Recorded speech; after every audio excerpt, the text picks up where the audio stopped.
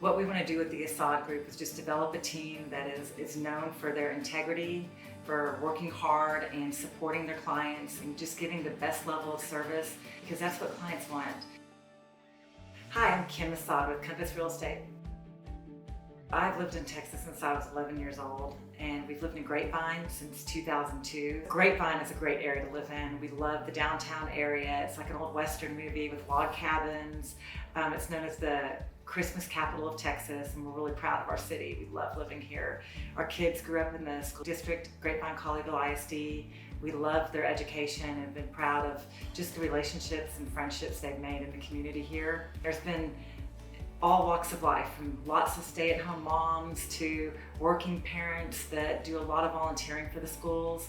And that's really kind of how I've met a lot of my clients, is volunteering in the schools, whether I'm the teen mom or in the booster club, or volunteered with NCL National Charity League, or with my son through Second Saturdays. We've had a great time just meeting so many people in the community. I've been in real estate since 2000.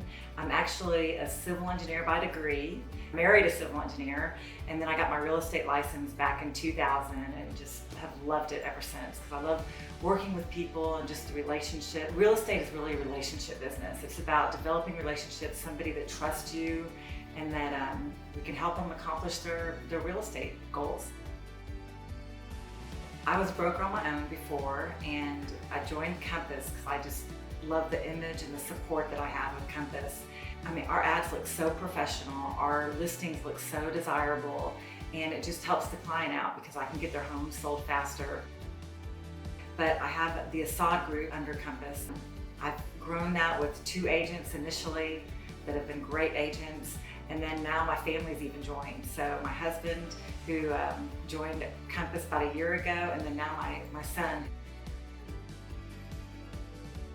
You know, I just want to welcome your business, and if you have any real estate needs, whether you're looking for a rental, a purchase, to sell your house, or an investment property, just call me.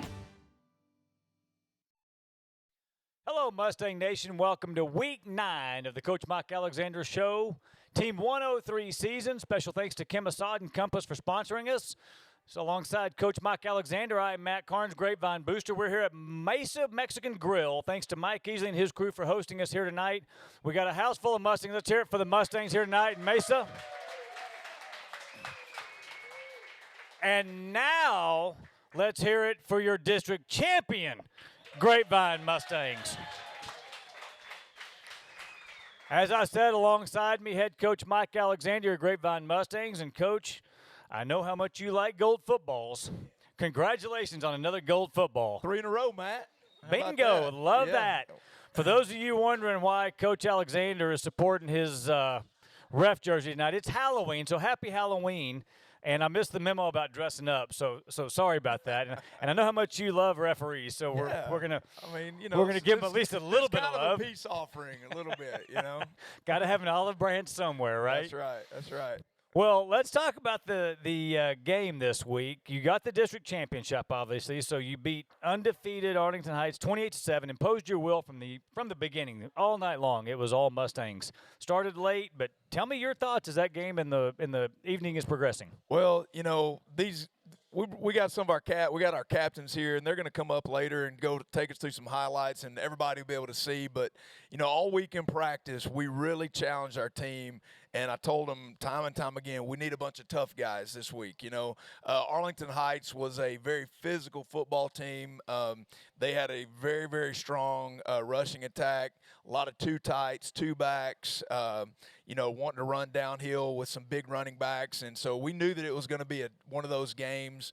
And then you add in the weather. You know, we anticipated a lot of rain and a wet football, so we knew offensively we were prepared for a similar game. You know, run the football and shorten the game up as much as possible, and don't take unnecessary chances. So our boys executed the plan flawlessly.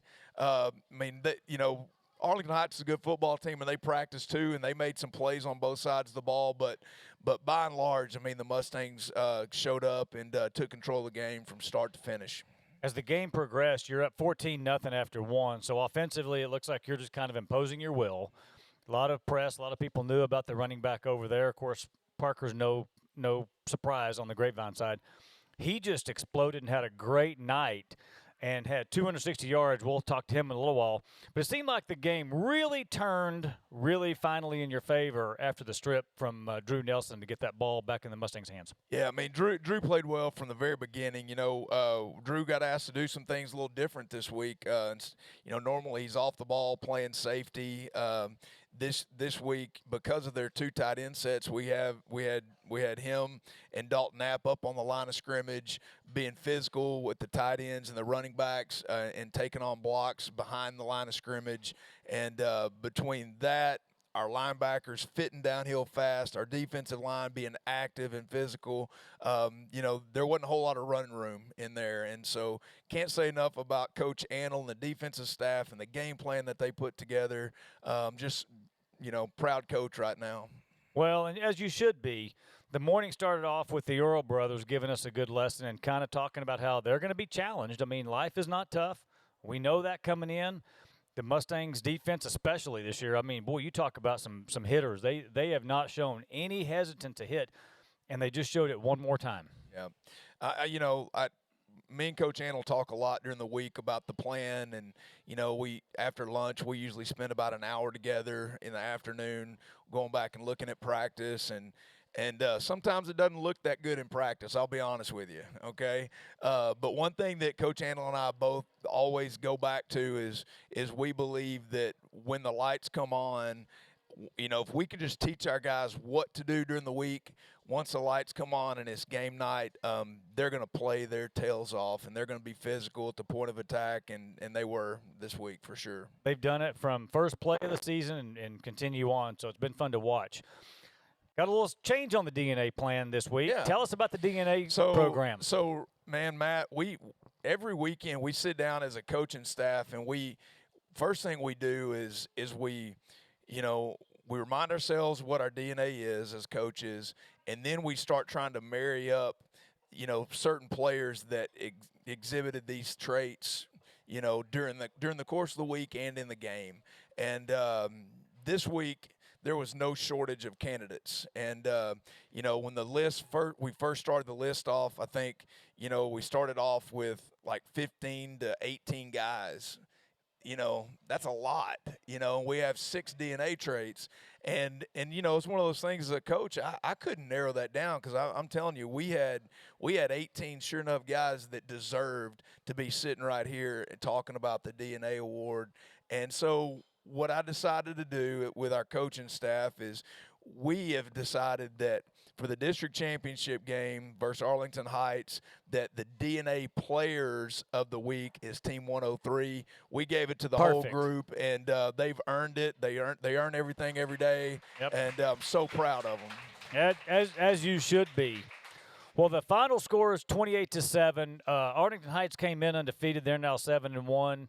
You're 8-1, and as we talked a little before the show, you're now number 4 in the state. So you got a little more recognition moving on up.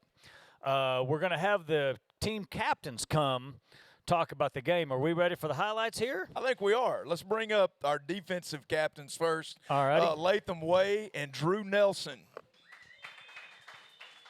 All right. All right, here we go. Now, who's driving this thing? I'm not driving that. You driving or is Latham driving? Switch off. Started off. All right, this is awesome, by the way. Congratulations, guys. Y'all have really put on a show this year on the field. So tell us what we're looking at here. Yeah, so this first play right here, offense is running power. We know coming into this week, this team's very run heavy. So during practice, just a huge focus on stopping the run. But Tyler Mears gets in there, defensive line, huge push up front. Drew Nelson sending that edge, and then the rest of the crowd is coming. So talk about, you're not used to being this close to the line of scrimmage, Drew. Talk about how the adjustment was for you to go from the safety position all the way up to the line of scrimmage. So Coach A and Coach Antle were not easy on me this week, and we had a lot of one-on-one time, but it was good, and it paid off. And 29 did not want that at the end of the night, and C.J. Holmes is making a big TFL right here for this play. But it was a fun game for sure.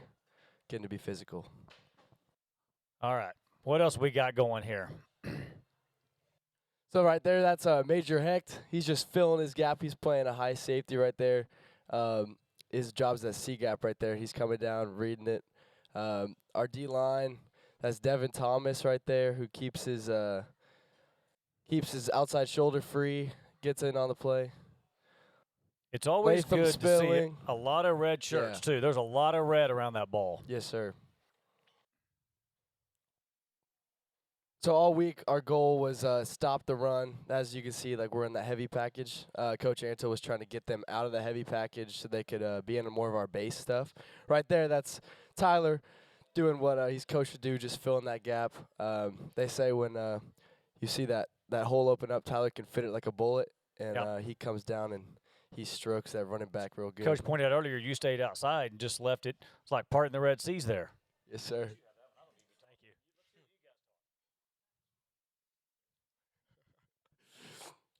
Oh, that's ugly. So right here, offense is switching to some outside zone, some stretch. But Drew is coming on the pressure, setting the edge there, and then Tyler just getting off blocks, making tackles, and letting the rest of the group come on in. Yeah, so my angle could have been a little bit better. Could have taken a little bit of a wider start to my pressure, but Did Coach mention that to you? he did.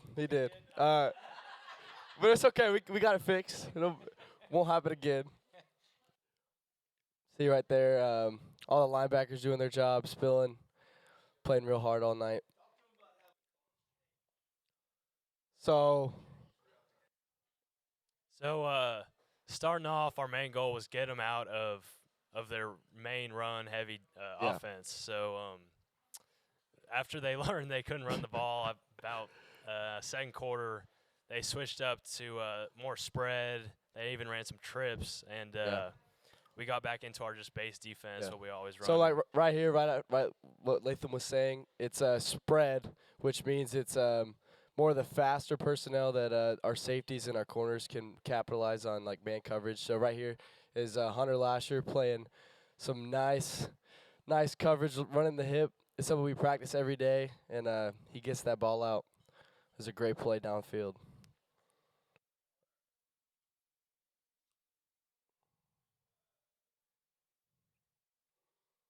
Oh, and they go right back to it. They keep trying to run it, and Ty Hohenberger comes and he just bear hugs that guy, sits right on top of him. I know that did not feel good. Tristan playing great right there. 6 red shirts in the backfield. Yes, sir. Yes, sir. That's what you want to see. Here, back it up. He's talking about me. 29 ate that. He ate that real good. Dalton Knapp was doing the same thing all night. Right here we got a reverse offense trying to switch it up, but CJ reads it perfectly, stays his ground, and then makes a great open field tackle. Phenomenal play by CJ right there. Staying disciplined on the backside. Most of the time when the offense comes in tight, they're going to look for concepts that are either reverses or like meshes, something that targets the outside, and CJ's out there waiting for it, reads it like a book. Had you seen some of that on film? Yes, sir. Yes, sir. Coach Ansel, he was talking about it nonstop all week. When they bring it in tight, watch out for that reverse, and it happened.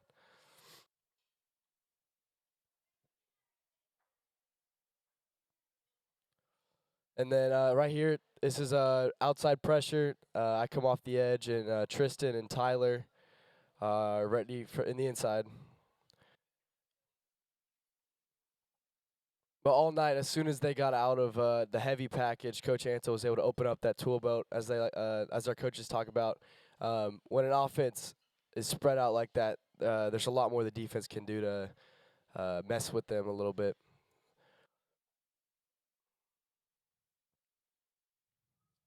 This play right here, we're back to our base defense. We got a blitz going, actually. And Dalton Knapp's back in the box right here. He sees down out, runs in there, makes a great tackle. Just perfect play right there.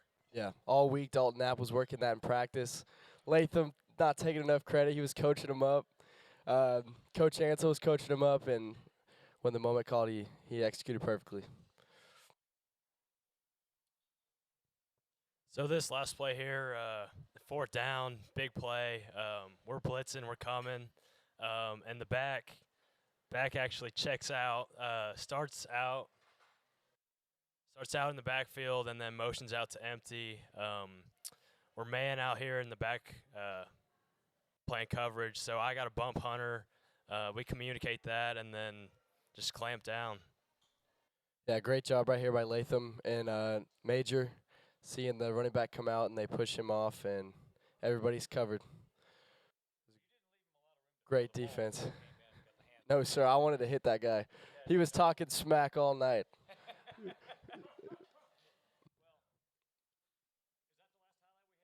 I do believe so. You can see Latham telling Hunter, bump out. They get it communicated, and I think that finishes it up. Our defense played wonderful. They executed perfectly. That's all we got. Tomorrow you need to ask Coach why your strip wasn't on there. That was beautiful. Oh, I already asked him. And how did your strip? That was a nice play. I think that kind of took the rest of the wind out of their sails. But let's hear it for our defensive captains. All right. Now, coming up, we got the offensive captains. We got Coach Cy Owens on my right. We got Parker Polk here on my left. 260 yards the other night. Were you getting tired by the end of the night? You were doing a lot of running, dude. All right. Well, you've had a great year all year long, and the offensive line has done such a great job. Some of the holes have been just massive. Some of them you've been just wide enough to get through and hurt them. So let's run through some highlights here and see what you guys can come up with. All right, so we got 40 called right here. It's a check down to, looks like Rondell, and Evan does a good job of getting that to him, and Rondell's just got that speed on the outside, so he's able to get past these guys. You got a great blocks by the receivers. Caden Cook right there just throws that guy down, and that's a really unselfish play by him right there, just picking up that guy and knowing it might not get seen, but helping it for the play. That outside screen so dangerous. If you make one guy miss, Absolutely. and Rondale can really hurt you out there. Absolutely. He turns the Jets on. He's gone. Another great play by Caden. This time he actually gets the ball. Let's see. So it's Texas protection, so both running backs are out and blocking.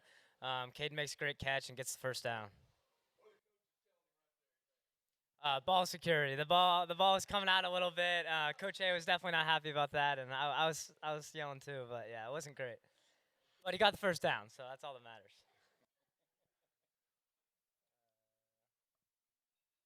See, we got 23 called right here.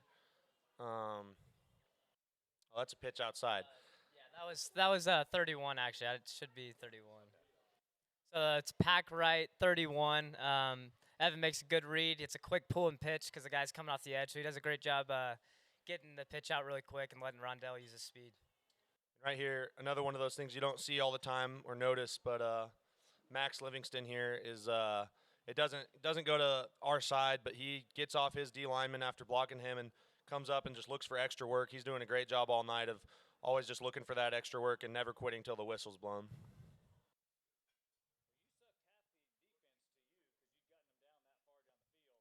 That's what's hard about our offense. I mean, they never know where the ball's going. This is a good job by Brady and Hunter about being really patient. It didn't look like there was much there, and they get me a little hole to sneak through at the end. Here, we'll go to the tight. Actually, let's go to the end zone. The end zone, you can kind of see how they don't see anybody at first and then end up getting people late. It's a good job of staying under control, too, because it's easy when three of your 5-0 linemen just get cut down right there to not be able to get past that, but they stay patient, like Parker said, and they get around and just get enough of those guys so Parker can get outside.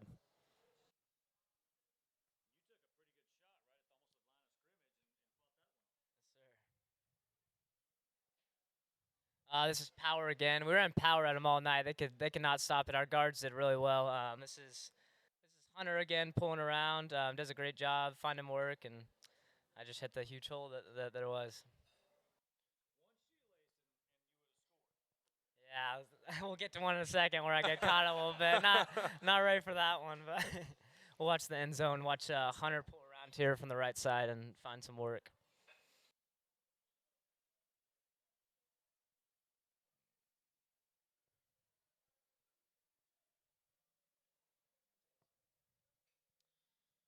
Yeah, we got a 11 called right here. This is a nice play by the O-line. We're just kind of got a hole. Okay, it says 45 again, I think. Yeah, this is 45 right here then. And this is just a good job by the O-line of just creating a whole wall and just pushing these guys back. And Parker's just able to fit that hole and break a couple of tackles to get into the end zone and just really push through those guys. Yeah, Hunter did a good job staying tight right here, and the hole opened up outside, so I just went outside, and there's a huge hole.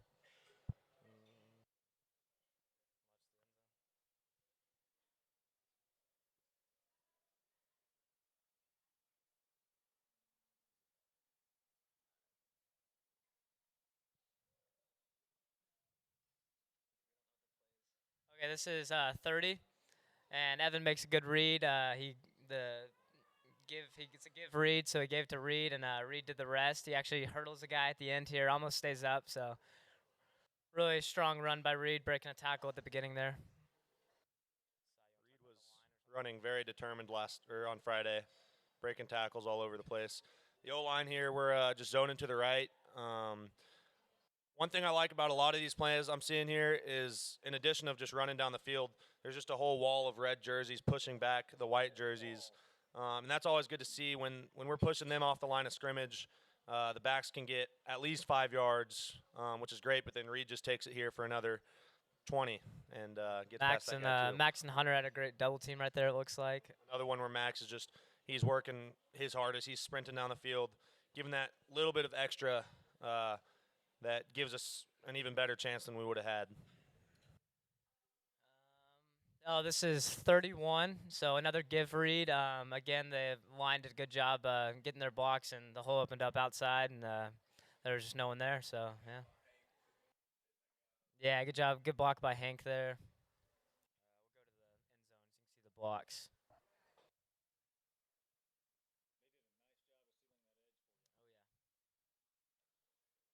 Yeah, Hank getting outside of this guy, and is that Brady?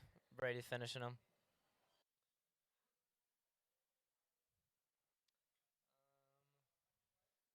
Doesn't have the play up here for us. We got to watch it first. All right, this is 30. Another give read, and this is just an incredible run by Reed. Just carrying like their whole defense for about 11 yards. It looks like. Yeah, watch the tight. Oh yeah, he hurt his ankle last game, and he's been fighting through it, and then has a run like this on Friday night. So we know we can always trust him to run with power and never let the first guy take him down. Look at that. That's not a determined run right there. I don't know what is. That's fun to watch. This is our pack formation. We did this all night and jump sends the tight end back down. This looks like it was 31. Another give read. So Evan did a good read, giving it to the fullback, and that's a good thing about our offense. The play's not up here, and it all looks the same. So this is actually this is 44, but it looks like 31 because the back and the pistol is faking the pitch pass, so it looks like it's triple. 100, is that not 100? Braden? Braden does a good job pulling around and getting the block. One thing I thought the O-line and the tight ends especially did a great job of all night was Arlington Heights gave us probably 5 or 6 different fronts, just throwing them in there, scattering every drive. So we really never knew what we were getting until we got on the ball out of the huddle. And they did a great job of just making quick adjustments and just doing their job. It's actually Sai's job to look at the front and call it for the rest of the line. So he did a good job making all the line be on the same page and calling it out right.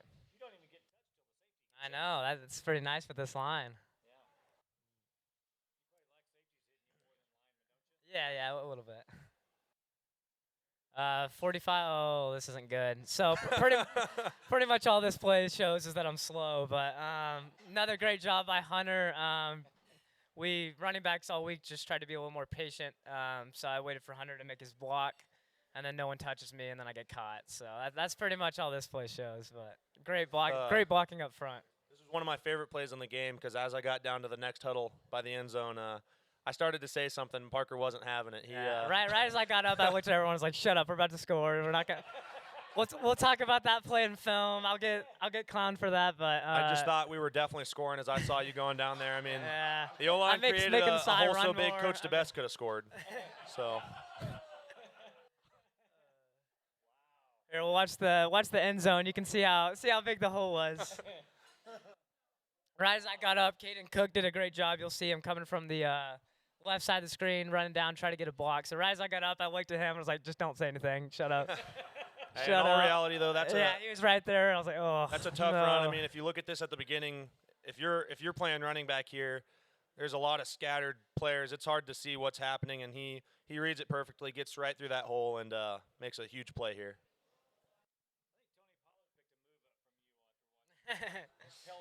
Hey, we need to start Tony Pollard. Speaking of that, Zeke is done. Let's see. I wasn't.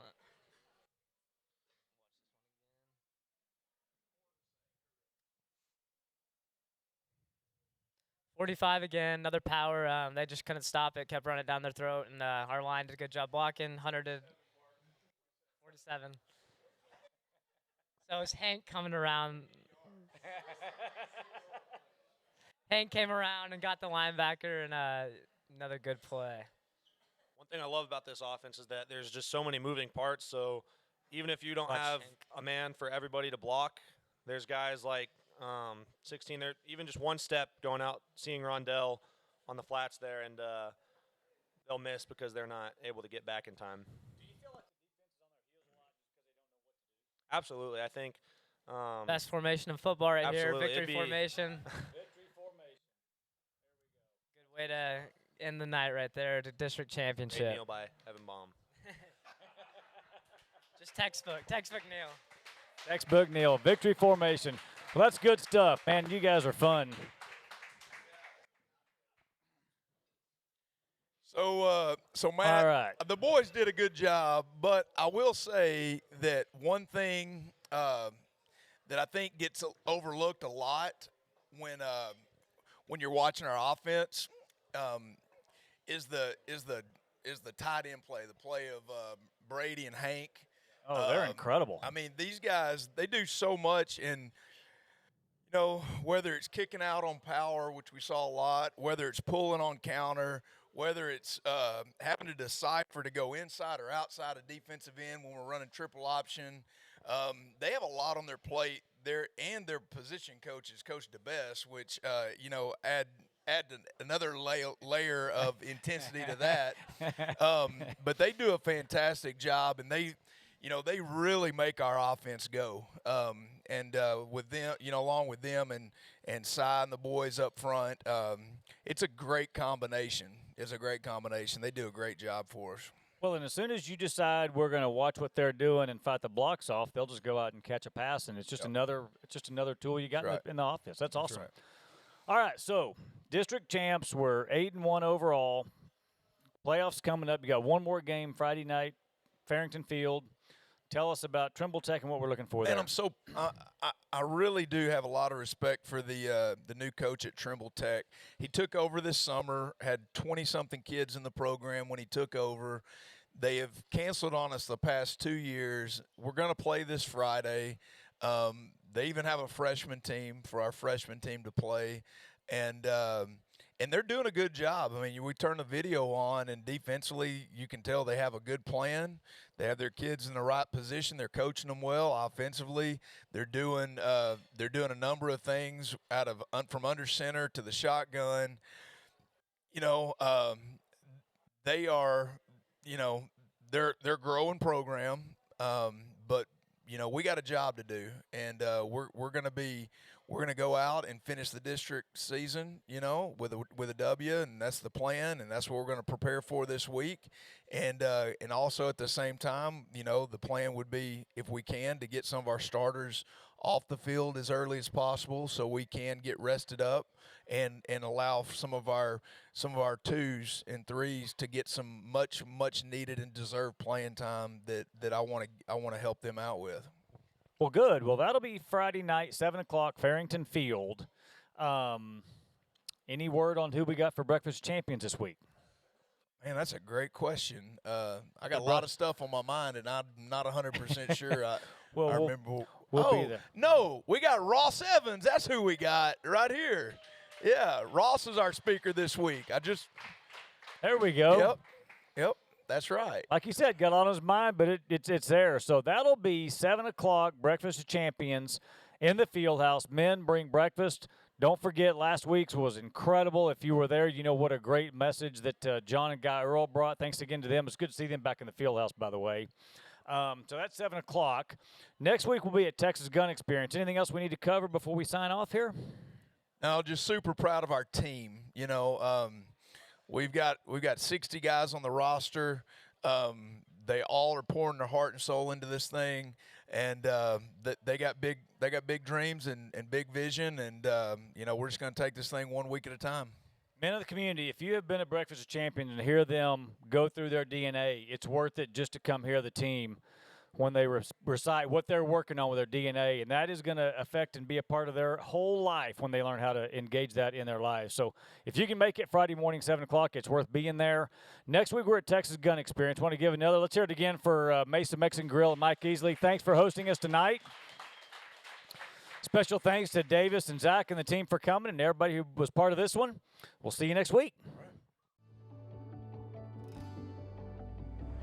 What we want to do with the Assad Group is just develop a team that is known for their integrity, for working hard and supporting their clients and just giving the best level of service, because that's what clients want. Hi, I'm Kim Assad with Compass Real Estate. I've lived in Texas since I was 11 years old, and we've lived in Grapevine since 2002. Grapevine is a great area to live in. We love the downtown area. It's like an old Western movie with log cabins. It's known as the Christmas capital of Texas, and we're really proud of our city. We love living here. Our kids grew up in the school district, Grapevine Colleyville ISD. We love their education and have been proud of just the relationships and friendships they've made in the community here. There's been all walks of life, from lots of stay-at-home moms to working parents that do a lot of volunteering for the schools. And that's really kind of how I've met a lot of my clients, is volunteering in the schools, whether I'm the teen mom or in the booster club, or volunteered with NCL National Charity League, or with my son through Second Saturdays. We've had a great time just meeting so many people in the community. I've been in real estate since 2000.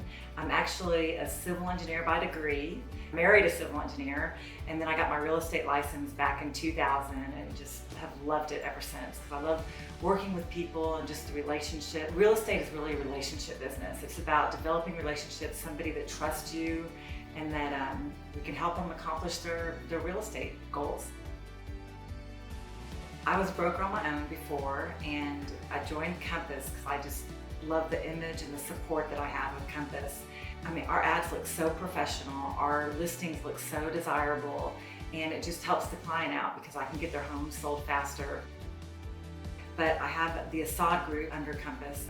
I've grown that with 2 agents initially that have been great agents, and then now my family's even joined. So my husband, who joined Compass about a year ago, and then now my son. You know, I just want to welcome your business, and if you have any real estate needs, whether you're looking for a rental, a purchase, to sell your house, or an investment property, just call me.